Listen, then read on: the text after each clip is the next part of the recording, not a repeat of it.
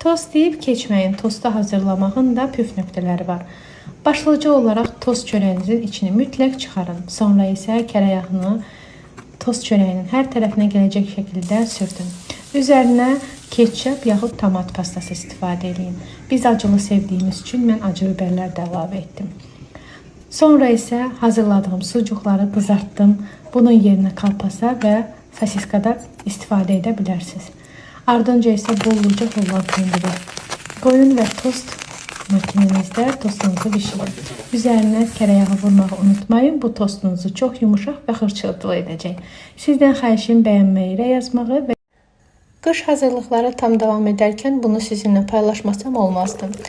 Mən badamcan çığırtması hazırladım və sizinlə də bölüşürəm. Artıq 2 ildir ki hazırlayıram və çox dadlı alınır. Bütün ərzaqları açıqlama hissəsində miqdarı ilə qeyd edəcəm. Yaydakı təravəti ilə bərabər qışda bir badamcan çığırtması yeməyi istəyirsinizsə mütləq siz də bunu hazırlayın. İndidən hazırlayan hər kəsə nuş olsun. Artıq illərdir ki çığırtmanı kənd çolpası ilə hazırlayıram. İnanın dadına, ləzzətinə doyum olmur. Sizlər də hazırlamamışsınızsa mütləq hazırlayın, tövsiyə edirəm. Və çox asan bişirmə qaydası var. İlk olaraq kənd çolpasını alın, yuyun və hissələrə ayırın. Hissələrə ayrılmış kənd çolpasını bir qazançanın içərisində qaynadın. Qaynadarkən dəfnə yarpağını unutmayın. Çünki dəfnə yarpağı toyuğun özünə məxsus qoxusunu aradan qaldırır.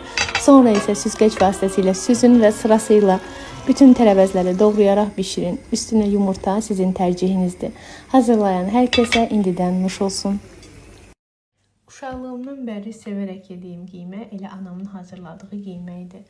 Ona görə də mən də evdə o üsuldan istifadə edirəm. Anam qiyməni hazırlamadan öncə ətin üzərinə bir miqdar su gəzdirərdi və taxta qaşıqla əti çox gözəl döyəcləyib açardı. Bu şəkildə qovurardı və qiymə çox ləzzətli, dəndən alınardı. Mən də bu şəkildə hazırlayıram. İstədim sizlərlə də bölüşüm. Sizlər necə hazırlayırsınız aşağıya mütləq qeyd edin. Üstü xırçıltılı, içi yumuşaq, az əziyyətli, bol ləzzətli pizza dadında börək resepti verim sizə. Mən evdə nə ərzağım var idisə onu istifadə etdim.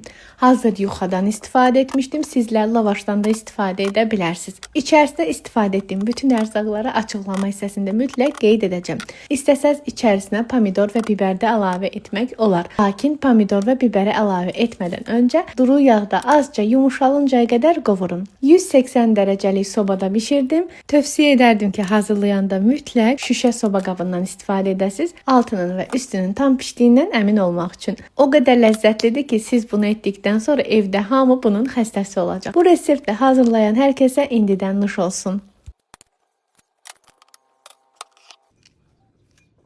Pikniyə gedərkən üzünüzü ağ edəcək ən ləzzətli toyuq reseptini paylaşıram. İlk olaraq toyuqları necə doğrayıram, sizə onu göstərirəm. Mən toyuğun dərisini sevmədiyim üçün dərilərin hamısını təmizləyirəm.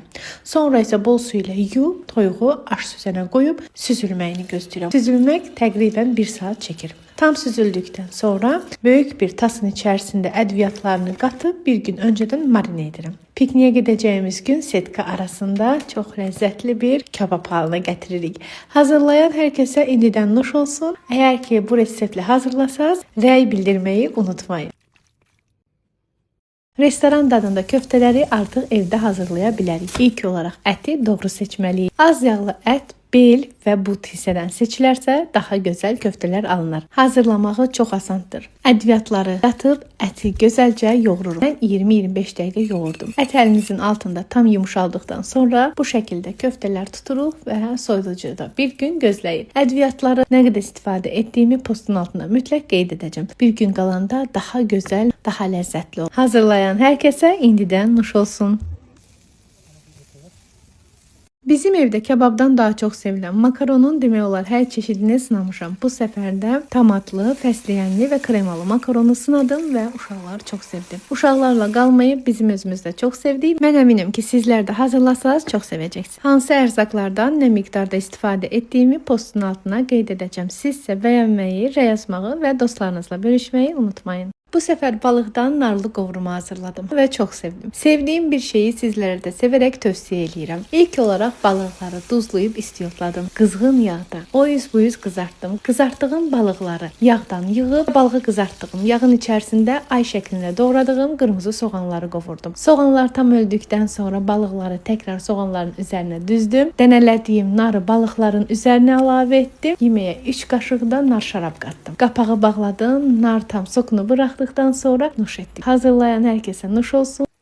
Faydaları saymaqla bitməyən yaşıl mərciməyi bu səfər bulğurla bişirdim. İlk olaraq soğanları yağda yaxşıca qovurdum. Üzərinə xırda-xırda doğradığım bibəri, pomidoru və rəndelədiyim kökü əlavə etdim. Biraz qovurduqdan sonra üzərinə tomat pastası, duz istiyoz zövqə görə qaynadılmış yaşıl mərcimək və yuyulmuş bulğuru əlavə etdim. Üzərinə suyunu qoyduqdan sonra dəmə qoydum. Sizlər də hazırlayın, hazırlayanlara nuş olsun. Olduqca sağlıqlı, doyurucu və tərəvəzlərlə zəngin olan verməşil aşı hazırladım. Soğanları qızılı rəng alana qədər qovurdum. Üzərinə xırda-xırda doğradığım bibəri, rəndelədiyim kökü də əlavə edib azca qovurduqdan sonra evdə hazır olan qiyməmi qatıb daha da zənginləşdirdim. Kənarda qızılı rəng alana qədər qovurduğum verməşili, suyunu, duzunu əlavə etdikdən sonra verməşil aşını dəmə qoydum. Budur, hazırdır. Hazırlayan hər kəsə nuş olsun. Tənbəl yeməyi deyib keçməyin, hazırladığım ən gözəl pomidor yumurta reseptidir. Sizlərə də hazırlamağınızı tövsiyə edirəm. İlk olaraq pomidorları yaxşıca yuyub iki hissəyə ayırdım. Öncədən kərə yağını əritdiyim tavada pomidorları öncə düz, sonra tərs üzünə yumuşayıncaya qədər bişirdim. Bişən pomidorları çəngəl vasitəsilə əzdim, sonra isə hazırladığım yumurtanı, Holland pendiri və mükəmməl bir dad oldu. Sizlərə də hazırlamağınızı tövsiyə edirəm. Gəlin bugün sizə pomidor kababının reseptini söyləyim. İlk öncə onu deyim ki, çox asan və çox ləzzətlidir. İstərsəz qışda qızartmaların yanına, istəsəz pomidor yumurta olaraq, yaxud da digər yeməklərdə istifadə edə bilərsiniz. İlk öncə pomidorları bol su ilə yuyuruq, sonra üzərinə üstəgəl şəklində kəsib altını çıxardıqdan sonra sobada 220-230 dərəcədə bişiririk. Tam kabab halına gəldikdən sonra öncədən yuyulub hazırlanmış bankalayıb və banka bağlayan maşınla bağlayırıq. Duz sadəcə 1 kilo bankaya 1 qaşıq istifadə olunur. Bəyənməyi, rəy yazmağı və dostlarınızla bölüşüb paylaşmağı unutmayın.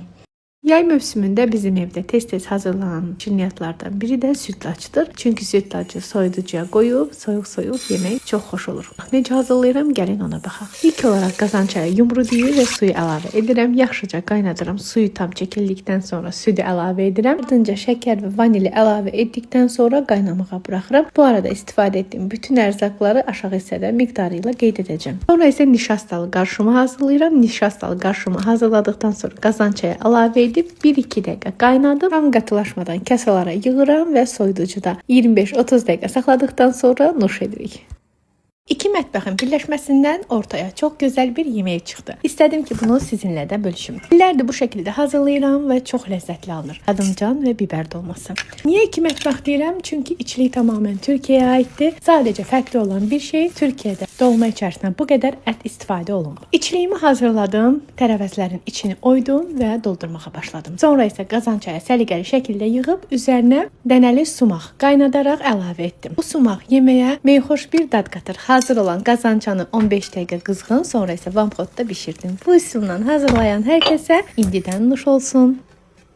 Heç vişnəli toyuq qovurması sınamısınız. İnanın ki, çox ləzzətli olur. Tövsiyəmdir. Ən qısa zamanda siz də sınayın. İlk olaraq soğançanı hazırlayıram. Soğança tam qızılı rəng aldıqdan sonra doğrayıb yudum. Toyuqları soğançanın üzərinə əlavə edirəm. Ədviyyatlarını da qoyduqdan sonra çox az bir su əlavə edirəm ki, toyuq yağına qarışıb harmanlansın. Tam hazır olan yağa düşən toyuqların üzərinə vişnələri əlavə edirəm və sonra da nuş edirik. Hazırlayan hər kəsə nuş olsun.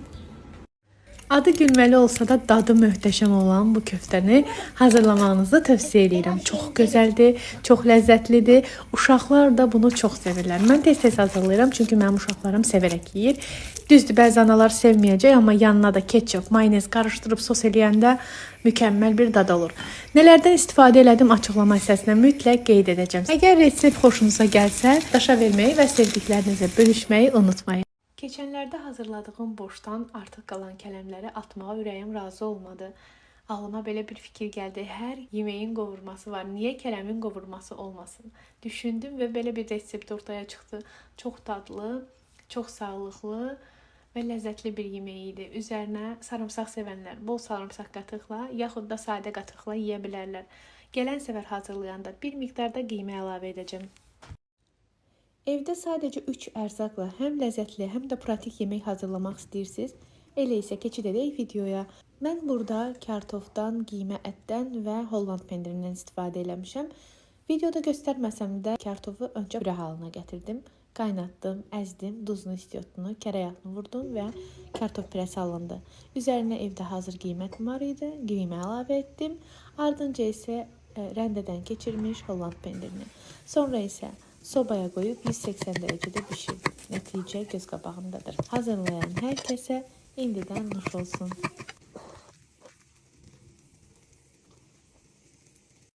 Hər kəsə salam xanımlar. Gəlin bugün sizə bişirdiyim ən dadlı, ən ləzzətli, ən yumuşaq poğaça resepti verim. Bunun üçün bizə lazımdır ılıq süd, duru yağ, şəkər, duz, maya. Bunların hamısını qarışdırdıqdan sonra mayanı tam əldə etdikdə üzərinə ununu əlavə edib yoğururuq. Mən yoğurma qabında etdim, siz özünüz də yoğura bilərsiniz. Sonra isə kündələrə ayırıb forma veririk. İçlik olaraq mən pendirdən istifadə etmişdim, amma bu toyuq, ət və kəsmiklərə çox dadlı alınır. Hazırlayan hər kəsə nuş olsun. Qeyd etməliyəm ki, içərisində yumurta yoxdur, yumurta sadəcə üzərinə sürülür. 180 dərəcə sobada bişirilir. Sevdiklərinizlə bölüşməyi unutmayın. Çaylarınızın daha ləzzətli və ətirli olmağını istəyirsinizsə, mütləq mövsümü ikən sizdə gül qurudun. Bu iş çox asan, yalnız çox səbir tələb edən bir işdir. İlk olaraq gülləri bazardan alırıq, yumadan, sarı yuvasından ayırırıq. Əgər gülləri yussaz, gec quruyar və kifi gələ bilər.